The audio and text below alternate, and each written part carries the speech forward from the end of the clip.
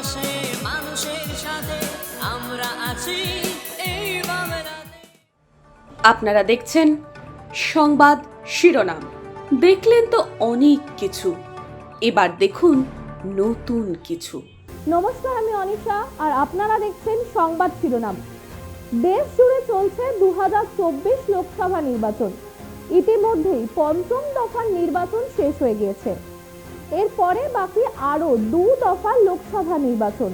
আগামী 25শে মে হতে চলেছে ষষ্ঠ দফার লোকসভা নির্বাচন এবং 1 জুন হতে চলেছে সপ্তম দফার নির্বাচন।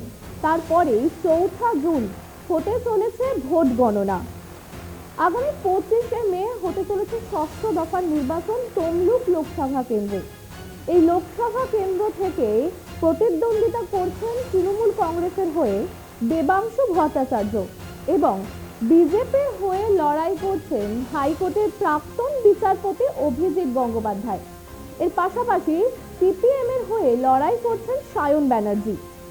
2024 নির্বাচনে এই তমলুক লোকসভা কেন্দ্র থেকে তৃণমূল কংগ্রেসের হয়ে শুভেন্দু অধিকারী 7,24,433 ভোটে জয়লাভ করেছিল। 4,70,447 ভোট পেয়ে দ্বিতীয় স্থানে ছিল কমিউনিস্ট পার্টির শেখ ইব্রাহিম আলী। আবার তৃতীয় স্থানে 86,265 ভোট পেয়েছিলেন ভারতীয় জনতা পার্টির বাদশাহ আলম। তবে 2016 সালে তৃণমূল কংগ্রেসের সাংসদ পদত্যাগ করেছিলেন শুভেন্দু অধিকারী।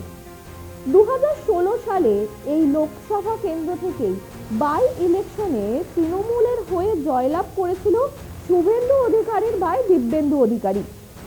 2019 সাল থেকে 2024 সাল পর্যন্ত এই লোকসভা কেন্দ্রে সাংসদ হিসেবে ছিলেন শুভেন্দু অধিকারীর ভাই দিব্যেন্দু অধিকারী।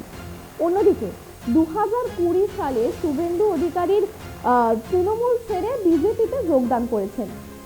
2024 লোকসভার বেশ কিছুদিন আগেই তৃণমূল ছেড়ে বিজেপিতে যোগদান করেছেন শুভেন্দু অধিকারীর ভাই দিব্যেন্দু অধিকারী। কিন্তু তৃণমূল ছেড়ে বিজেপিতে যোগদান করার পরেও বিজেপি থেকে এই তমলুক লোকসভা কেন্দ্র থেকে বিজেপির টিকিট পায়নি দিব্যেন্দু অধিকারী। অন্যদিকে এই লোকসভা কেন্দ্র থেকে 2024 বিজেপি প্রার্থী হয়ে লড়াই করার সুযোগ পায় হাইকোর্টের প্রাক্তন বিচারপতি অভিজিৎ গঙ্গোপাধ্যায়। বিচারক হিসেবে মানুষের কাছে ভগবান রূপী এই অভিজিৎ গঙ্গোপাধ্যায় শিক্ষা দুর্নীতি নিয়ে রায় দিয়েছেন তিনি। তাকেই এই তমলুক লোকসভা কেন্দ্র থেকে বিজেপি প্রার্থী হিসেবে ঘোষণা করা হয়।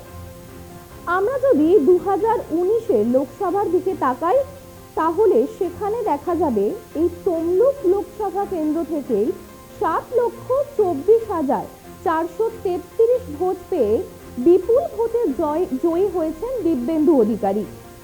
এরপরে দ্বিতীয় স্থানে 5,34,268 ভোট পেয়েছিলেন ভারতীয় জনতা পার্টির সিদ্ধান্ত শঙ্কর নস্কর এবং তৃতীয় স্থানে 1,36,129 ভোটে আছেন কমিউনিস্ট পার্টির শেখ ইব্রাহিম আলী। এবার পালা 2024 লোকসভা নির্বাচনে, যেখানে তৃণমূল কংগ্রেসের হয়ে দাঁড়িয়েছেন দেবাংশু ভট্টাচার্য, যার খেলা হবে স্লোগান পশ্চিমবঙ্গে খুবই জনপ্রিয় হয়ে উঠেছে। আর অন্যদিকে ভারতীয় জনতা পার্টির হয়ে লড়ছেন হাইকোর্টের প্রাক্তন বিচারপতি অভিজিৎ গঙ্গোপাধ্যায়, যার রায় গোটা পশ্চিমবঙ্গের মানুষ তাকে ভগবানের রূপ দিয়েছে। প্রচারে তার ভালোই ভিড় দেখা দিয়েছে। এবং কমিউনিস্ট পার্টির হয়ে লড়ছে সায়ন ব্যানার্জি, পিছিয়ে নেই কেউই। তমলুক লোকসভা কেন্দ্রে ভোট প্রচারে তৃণমূলের সভা থেকে বেশি সাড়া পেয়েছে বিজেপি প্রার্থী অভিজিৎ গঙ্গোপাধ্যায়। ইতিমধ্যেই বিভিন্ন জায়গায় বিচারপতি অভিজিৎ গঙ্গোপাধ্যায়কে নিয়ে সাধারণ মানুষের মধ্যে বিপুল পরিমাণে উচ্ছ্বাস লক্ষ্য করা যাচ্ছে। তাহলে কি শুভেন্দু অধিকারীর গড় হিসেবে বিজেপি জয়লাভ করছে এই লোকসভা কেন্দ্র থেকে, নাকি আবারও একবার তৃণমূল কংগ্রেসের জয় জয়কার হতে চলেছে? তার জন্য অপেক্ষা করতে হবে 4 জুন পর্যন্ত।